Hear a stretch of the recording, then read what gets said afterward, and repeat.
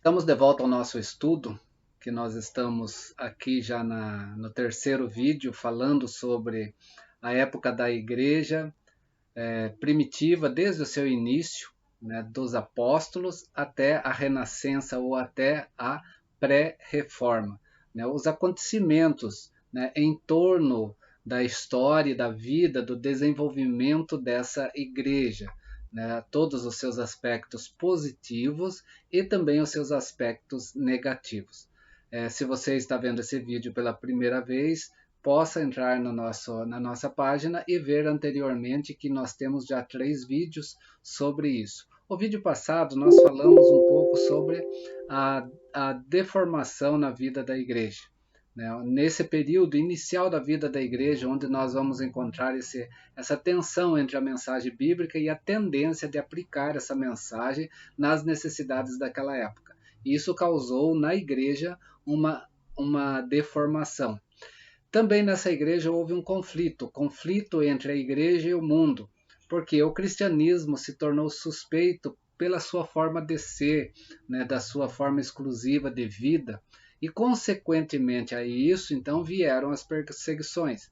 Diante dessas perseguições, o resultado foram os atos dos mártires, né, que vai estar presente até mesmo nos escritos, nos relatos, o crescimento dessa igreja e também a necessidade da defesa da fé ou a apologética, que está no vídeo anterior. Também nessa igreja houve uma tentação de vida mais gnóstica, né? O gnosticismo, uma seita que adentrou também na vida dessa igreja, né? Que trouxe consequências. Por causa do gnosticismo, a igreja começou a entender melhor o evangelho, né? Não como uma nova lei, né? Mas como um assunto de salvação. O gnosticismo também incentivou a igreja a pensar na teologia, no cânon e na sua confissão. Vamos agora adentrar um pouquinho mais nesse assunto, né? No desenrolar então dessa história da vida da igreja, nós vamos ter um personagem também chamado Marcião ou Marcion, né? Como alguns também escrevem sobre essa pessoa. Marcião foi um abastado armador nascido em Sinop, na Ásia Menor. E no ano 144 depois de Cristo, ele foi expulso da igreja de Roma por causa dos seus ensinos. Marcion era um líder da igreja, era um pastor da igreja. O que ele fez quando ele foi expulso? Ele organizou uma nova igreja e essa nova igreja cresceu rapidamente. Essa é uma das primeiras divisões que nós vamos ver histórica na vida dessa igreja que começou lá, né, com os apóstolos. Essa divisão foi até o século V, quando a igreja de Marcion desapareceu. Né, e desapareceu por causa de uma pressão do Estado sobre esse grupo, né, que se formou. Mas o que nós temos aqui em primeiro lugar com relação a Marcion? Que nós temos uma busca de uma reforma, né? Uma reforma entre aspas, porque não é uma reforma totalmente bíblica, mas motivada por uma experiência pessoal, né, de Marcion e influenciada também pelo gnosticismo. Então nós vemos aqui que começa a ter uma tendência de querer reformar a igreja já nesse princípio. O que Marcion fez? Ele introduziu um ensino de cunho dualista. Ele começou a ensinar sobre a matéria e o espírito, por isso uma influência gnóstica que nós vamos ter nos ensinos de Marcion, quando ele faz uma oposição à matéria e o espiritual, aonde, segundo Marcion, o mundo material com a lei representa uma forma de ver Deus. O mundo espiritual no Evangelho da Graça representa, né, outra forma de ver Deus, ou seja, o mundo material nós vemos um Deus e no mundo espiritual nós vemos outro Deus. Isso Marcion que vai trazer nos seus ensinos.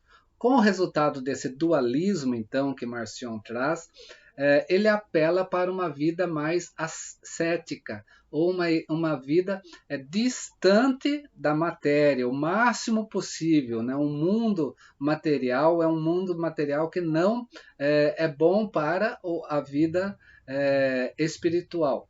Por quê? Porque, segundo Marcion, e isso ele vai ser influenciado pelo gnosticismo, ele diz o quê? Que a criação com a lei ela é má, né? O mundo material. E o cristão deve, então, fugir dessa criação com a lei, ou desse mundo material. Marcion, então, ele se opõe à lei em favor da graça. Ele vai trazer o aspecto da graça aqui. Ele torna-se mais legalista do que os seus contemporâneos ou dos seus antecessores. Né? Um dos apelos para a vida cristã, segundo Marcion, era evitar ao máximo o uso das coisas desse mundo, porque isso era mal, né? E isso vai contaminar, né, o espírito, que era uma ideia gnóstica. Marcion, então, ele ensinou o quê? Que também o cânon bíblico, para ele trazer todas essas questões, precisava ser diferenciado, o cânon bíblico precisava ser alterado. Né? E Marcion ele vai criar uma Bíblia, né, própria, né, de um cânon bíblico próprio para si, diferente e herético. Por quê? Porque ele vai modificar a formação do cânon bíblico, ele vai tirar coisas das escrituras sagradas e vai pôr outras coisas como mais importante para ele, por causa dessa questão da matéria má. E nessa matéria má ele vai ser influenciado pelo gnosticismo, que ele vai tratar o aspecto cristológico diferente, porque ele não concebe a ideia de Cristo encarnado, porque a matéria é má. Então ele vai tirar algumas questões na vida de Cristo, tanto é que ele vai anular todos os milagres de Jesus Cristo, porque ele não pode ser provado, né, segundo a visão de Marcion. O seu argumento principal é: alguns discípulos entenderam mal Jesus. Quando eles escrevem sobre Jesus, eles entendem mal e eles escrevem coisas que não eram coerentes. E eles vão, então, eles judaizaram os ensinos de Jesus Cristo, segundo visão de Marcion. O que Marcion fala? Somente Paulo entendeu de fato o mestre. Então, o que ele fez? A Bíblia que ele traz nesse momento, que ele coloca como o livro que a igreja deveria seguir, era somente as 10 cartas de Paulo e o Evangelho de Lucas, porque Lucas é um evangelho mais de um cientista, né? Lucas ele vai trabalhar mais essa questão mais de uma forma científica Jesus Cristo. Então ele coloca, mas ele no Evangelho de Lucas também ele vai fazer algumas modificações, né? Porque algumas questões em relação a Jesus ele vai tirar também dos evangelhos, lembrando que ele vai tirar, né, principalmente alguns milagres de Jesus nos evangelhos, que não pode ser provado. Então ele vai deixar isso de lado. Para ele isso não tem importância e isso pode atrapalhar a vida de fé. As consequências de Marcion para a vida da igreja foram duas. Representou um protesto forte contra o moralismo. Vamos lembrar do moralismo no vídeo passado. Chamando então a atenção da igreja para o quê? Para a graça, o moralismo que trabalhava mais as obras. Né? E ele vai, dessa forma então, trazer um chamamento para a igreja. Por isso uma reforma de Marcion tem alguns aspectos positivos. Ele vai chamar a igreja para a graça, né? E ele vai combater aquele moralismo de apenas obras. E ele fez então a igreja pensar também na autoridade do cânon, porque quando ele altera o cânon, ele vai chamar a igreja então também, de forma plena, a pensar sobre essa questão do cânon já instituído. A reforma sem base bíblica, então, de Marcion, trouxe o quê? Dualismo, ascetismo e um cânon modificado. né? Ou seja, ele vai fazer uma reforma, mas é uma reforma herética, né, nesse sentido.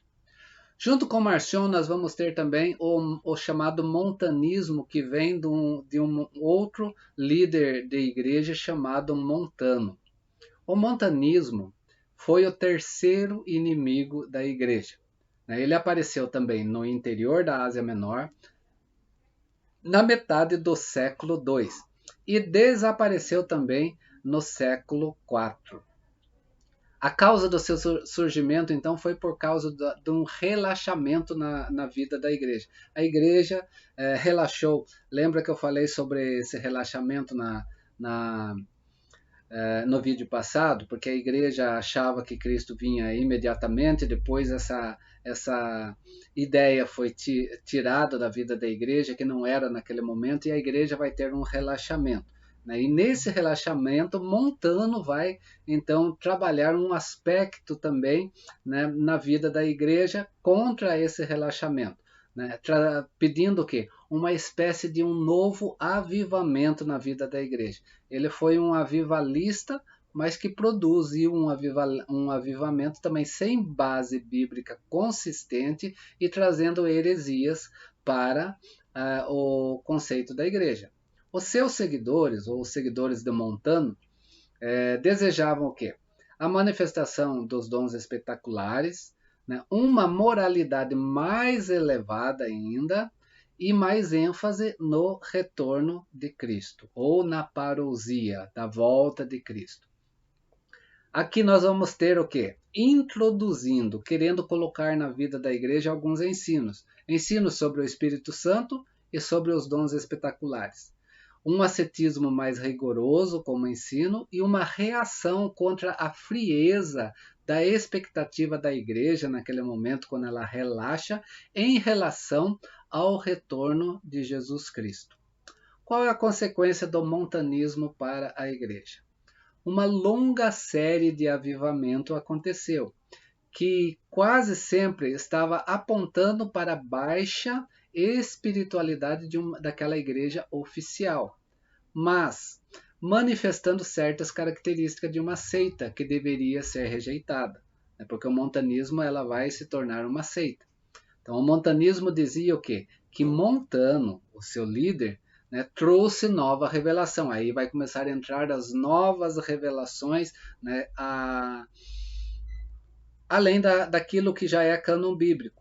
E as revelações, segundo os seguidores que Montano traz, era mais elevado do que aquilo que existia no Novo Testamento. Isso fez o quê?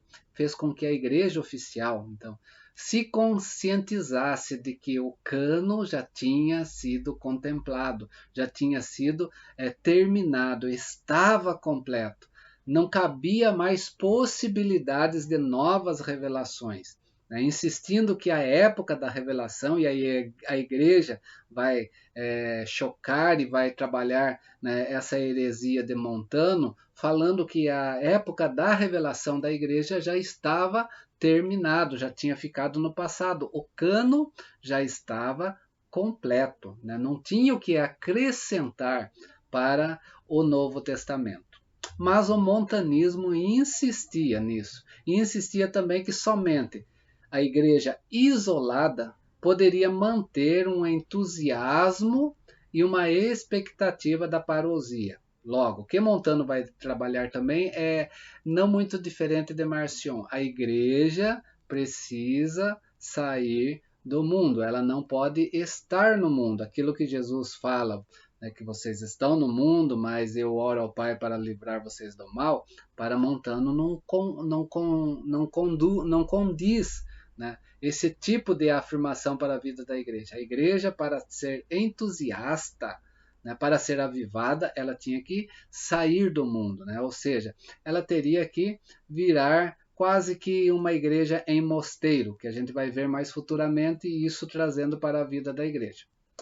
Logo, a resposta para a igreja era: a igreja oficial seria uma seita rigidamente fechada ou seria uma igreja no mundo? A igreja, né, contrária a Montano, né, não aceitando o montanismo, ela escolhe ficar no mundo fazendo a sua missão. O entusiasmo do montanismo ajudou a igreja de certa forma. Ajudou a igreja a entender quem ela era, qual era a sua missão, aonde ela deveria estar, que ela não era só de homens perfeitos, mas de pecadores, né? Que ela não vivia sob a lei, mas sobre a graça. Algumas questões do montanismo trouxeram para a vida da igreja de forma salutar. A igreja então percebe mais claramente que era a igreja de pecadores sobre a graça e que ela estava no mundo e ali ela deveria fazer a sua missão, contrariando então o montanismo, contrariando então esse aspecto dessa seita que se originou ali também no começo da vida da igreja. A igreja entende o quê? Em relação ao montanismo, o cânon já fechou. Não há novas revelações, não tem como ter novas revelações. Né? Algumas formas de avivamento hoje atual vêm do montanismo também, quando quer trazer novas revelações para completar, né, aquilo que a igreja, aquilo que a Bíblia, já colocou como completo. Não há mais revelação. A última revelação está lá, Apocalipse mesmo diz, a última revelação foi Jesus Cristo às igrejas da Ásia, quando ele trouxe essa última revelação, essa última profecia, que é o livro de Apocalipse de Jesus Cristo. O cânon completou. O que mais que a igreja entende em relação ao montanismo? Que é uma igreja que está no mundo. Essa igreja está no mundo, ela não é mundana, mas ela está no mundo e ela tem a sua missão ali no mundo. E também ela entende em relação ao montanismo que ela é constituída de santos, sim, mas santos pecadores, né, que estão sob a graça de Deus. Por quê? Porque existe uma igreja na terra de santos, né, mas santos ainda pecadores que podem, né, ainda falhar em alguns momentos da sua vida, mas se estiver debaixo da graça de Deus, né, da misericórdia de Deus, pode buscar, né, a resposta, o perdão para si, e uma igreja no céu, que essa sim é uma igreja já santa, né, que um dia ambas vão estar na mesma proporção. Com essas coisas, então, a igreja vai ter que tomar algumas atitudes, ela vai ter que tomar algumas direções, porque seitas estão entrando na vida da história da igreja já desde o seu início. Né? Heresias já estão dentro da vida da igreja desde o seu início. E a igreja vai ter que lutar contra essas heresias. Né? E essas heresias, então, precisam do quê? Precisam também agora da igreja formalizar, né, a sua posição perante aos seus seguidores, né, aos seus membros. Então, na luta contra essa heresia, então a igreja vai elaborar normas. Nós temos aqui, nesse momento, então, 3 normas sendo colocadas na vida da igreja. Depois a gente vai ver uma continuação nessa questão, né? Que daí em diante, então, vai determinar a sua existência, a existência da igreja. E essas 3 normas são normas da fé cristã. Quais são essas normas? Olhando para tudo que nós falamos até aqui, que era necessário o cânon, mas junto com o cânon, a confissão, junto com a confissão, a sucessão apostólica. Por quê? Porque a liderança, os apóstolos, né, já não estão mais presentes na vida da igreja, eles já estão, de certa forma, morrendo. Né? Então nós temos aqui agora novas lideranças na vida da igreja também. Então precisa de normas para que essa nova liderança aconteça na vida da igreja. O motivo, então, conforme eu falei, os gnósticos e outros heréticos que queriam aumentar o cânon, como nós vamos ter Marcion, né, querendo reduzir o cânon, como nós vamos ter os montanistas querendo acrescentar revelações ao cânon, né, com novas profecias vivas. Né? Por isso, a necessidade da igreja era estar consciente da autoridade e do limite do cânon bíblico. Né? Aquilo que já tinha como as escrituras sagradas para a vida da igreja. Então, a igreja viu essa necessidade de estar trazendo então para os seus membros. Mas nós não podemos pensar que a igreja criou o cânon nesse momento, né? A igreja não criou o seu cânon, né? O que a igreja fez foi reconhecer o que já havia sido criado por Jesus, né? O Velho Testamento já existia. Agora, aquilo que Jesus traz, né, por meio dos apóstolos escritos e por alguns discípulos imediatos a eles, como Lucas, que escreve, né, como exemplo, né, estes vão lançar o quê? O fundamento, o cânon que vai testemunhar a Jesus Cristo. Nós vamos ter os apóstolos, né, os que eram os discípulos que caminharam com Jesus. Nós vamos ter discípulos escrevendo, né, também alguns deles, né, e nós vamos ter o apóstolo Paulo também escrevendo, né, e esses relatos já estão então sendo já estão feitos, né, e estão fechados. Isso a igreja precisava então trazer. O cânon já existia, não foi a igreja que criou, né, já estava presente. Antes do fim do século II, todos os livros principais do Novo Testamento já se achavam em toda parte. Ele estava até sendo distribuído, né? Eles estavam sendo copiados e passados para a vida da igreja, com exceção do livro de Hebreus e do Apocalipse. Isso no século II. Né? Depois nós vamos ter Hebreus e Apocalipse também, né, sendo passado à vida da igreja. Então, a igreja não precisava selecionar os muitos literaturas, relatos que haviam, que estavam sendo colocados. Ela precisava simplesmente reconhecer os escritos usados. E aqueles escritos usados que tinham o quê? Que tinha toda esse fundamento dos apóstolos e de alguns dos discípulos, seguidores também de Jesus Cristo. A igreja precisava também o quê? De um meio para distinguir a sua ortodoxia além do seu cânon, né? Ou seja, ortodoxia quer dizer doutrina certa ou doutrina reta, né? A reta doutrina. Reta doutrina por quê? Por causa das heresias. O cânon era por causa do aumento e da diminuição que estavam querendo fazer. Mas havia heresias também, outras na vida da igreja, como, por exemplo, o gnosticismo.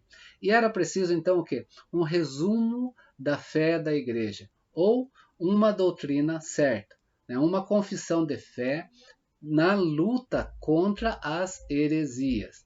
A igreja, então, aproveitou de elementos distintos que já estavam na mesma, como, por exemplo, o batismo que já era presente no Novo Testamento, confissões rudimentares que já existiam e que começaram a ser elaboradas, né? E com isso, nessas elaborações, nasceu, pelo menos de início, 2 credos, ou 2 confissões. O credo niceno, né, no ano 381, e o credo apostólico no século V. Embora o credo apostólico teve o seu antepassado de um credo romano no fim do século II. Mas nós vamos ter mais precisamente esses 2 credos. Esses 2 credos não têm ainda uma conotação da igreja católica e romana que vai acontecer lá com Constantino. Ainda não chegou o momento dessa igreja aparecer na história, mas esses credos já estão presentes na vida da igreja, né, dessa igreja primitiva que está então em desenvolvimento. Essas são as primeiras confissões, que resumem o conteúdo principal da fé cristã. Mas quem poderia dizer então que tal credo e tais confissões eram as normas? Quem que poderia colocar ali autoridade para dizer isto é norma para a vida da igreja? Quem poderia garantir essa autoridade desses credos para a vida da igreja, desses documentos? Quem poderia, colocando hipoteticamente, assinar esses documentos como algo oficial da vida da igreja? Ou quem poderia interpretá-la, né? Interpretar essa fé cristã, né, para a igreja de forma correta? A igreja vai responder a essas indagações criando então o quê? A doutrina da sucessão apostólica. Essa doutrina da sucessão apostólica aqui ainda não é aquilo que acontece na Igreja Católica Romana a partir de Constantino. Aqui começa a sucessão da Igreja Apostólica como uma norma também na vida da Igreja. Essa é a terceira norma, né, que nós vamos ter. A primeira é o cânon, a segunda as confissões e a terceira, então, a sucessão apostólica na liderança da Igreja. Então, falando sobre a doutrina, a terceira norma da vida da Igreja. A terceira norma da vida da Igreja, então, vai ser a sucessão apostólica.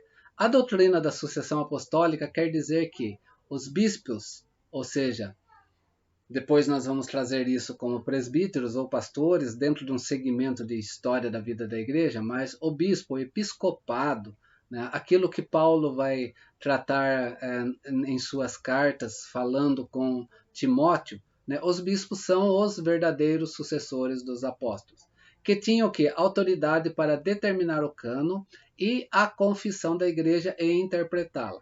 Né? Esse bispado, no sentido aqui, episcopos ou episcopado, né, vem justamente daquele momento em que Paulo, né, quando ele começa a formar a igreja, ele começa a formar liderança na vida da igreja, de presbíteros.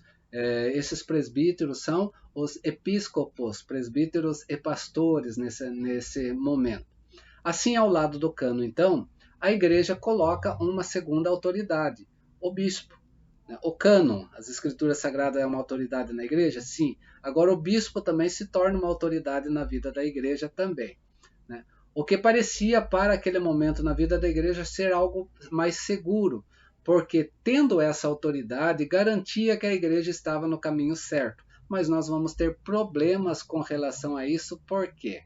O resultado foi subjugar a primeira norma para a segunda, a Bíblia ao bispo. Né? De repente o bispo começa então a estar acima das escrituras sagradas. E isso foi um problema, né, na vida da igreja. Tanto é que quando nós chegarmos lá na Reforma Protestante, nós vamos ver isso muito forte, né, trazendo o quê? A sola escritura, só as sagradas escrituras em primeiro lugar na vida da igreja. Aqui nós temos então essa semente que começa, né, esse embrião do conflito da reforma do século XVI, que vai dividir a igreja ocidental por causa dessa questão. O bispo vai começar a dar normas para as escrituras sagradas. Ele que vai dizer como as escrituras devem ser interpretadas. Então não vai ser as escrituras interpretando-se a si mesmo. Né? E aí vamos ter esse problema. Ele começa aqui, neste momento. Como nós vamos avaliar então esses desenvolvimentos na vida da igreja? Em vários aspectos, a igreja ganhou muito, mas aproveitou destes para entender melhor a sua confissão. Conseguiu salvar a verdade, que era as Sagradas Escrituras, o cânon. Ela melhorou. Né? Nós vamos ver também que a verdade perdeu a sua liberdade porque ficou presa à autoridade humana. Quando da doutrina da sucessão apostólica com relação aos bispos? Aqui nós vamos ter problema na vida da igreja. Felizmente, a história subsequente que nós veremos mostra que nenhuma autoridade humana é capaz de prender a verdade de Cristo nas Escrituras. Né? Algo que nós precisamos entender isso ainda hoje, porque as Escrituras Sagradas estão acima, né, de qualquer, né, desejo humano de querer controlá-la. Né? Nós temos aí igrejas com doutrinas firmadas, vamos falar em teologias sistemáticas, sistematizada por teólogos. Mas por mais sistematizada por teólogos, não quer dizer que os teólogos têm igualdade na sua fala com as escrituras sagradas. Eles podem errar. As escrituras sagradas são inerrantes, não, né, os teólogos. Então nós precisamos olhar para isso. Né? Nenhuma autoridade humana é capaz de prender as verdades de Cristo nas escrituras sagradas. Ok? O que nós vemos até aqui? Até que no século II, a igreja reconheceu o cânon, a igreja elaborou a confissão e a igreja criou a sucessão apostólica. Né? Nós temos coisas boas acontecendo na vida da igreja, né? Uma igreja se fortalecendo contra as heresias, uma igreja dando, né, sinal da sua fé e mostrando a sua fé de uma forma mais universal. Essa igreja é universal, né? Ela está sobre a face da terra, né? E ela vai estar então crescendo também o quê? Na sua organização interna. Teremos problemas com relação a isso, né? Teremos problemas. Já havia começado os problemas aqui. E esses problemas eles também vão começar a ser somatórias de novos problemas que vai acontecer na vida dessa igreja, né? E que vai chamar a necessidade de uma reforma também radical na vida dessa igreja, que vai acontecer lá no século XVI. Né? Mas nós estamos, antes disso, vendo o porquê de tudo isso, né? Como isso se desenrola na vida da igreja. Até que uma única igreja, né? A igreja, né, primitiva ainda no século II, né, que começa a crescer e ela vai chegando ao século V, ainda nesse contexto de uma igreja apostólica primitiva, ok? Na próxima aula nós continuamos e na próxima aula então nós vamos ver o quê? A história do princípio da Igreja Católica Romana acontecendo, né? Como que ela vai se desenvolver, né? O seu início. Por enquanto ainda é uma igreja até aqui, né? Volto a dizer, uma igreja apostólica, né? Uma igreja católica sim, porque ela é universal, católico quer dizer universal, presente sobre a face da terra. Ela é apostólica, porque ela está embasada nos relatos dos apóstolos, fundamentada nos apóstolos, né? Mas até aqui ainda ela não é romana, porque ainda nós não temos uma igreja institucional, que o Império Romano vai fazer acontecer também, ok? Semana que vem nós vamos falar como que começa então essa igreja se aproximar da igreja institucional. Espero que tenha compreendido, né, que possamos seguir em frente semana que vem compreendendo um pouquinho mais. Forte abraço desse irmão em Cristo, fica na paz.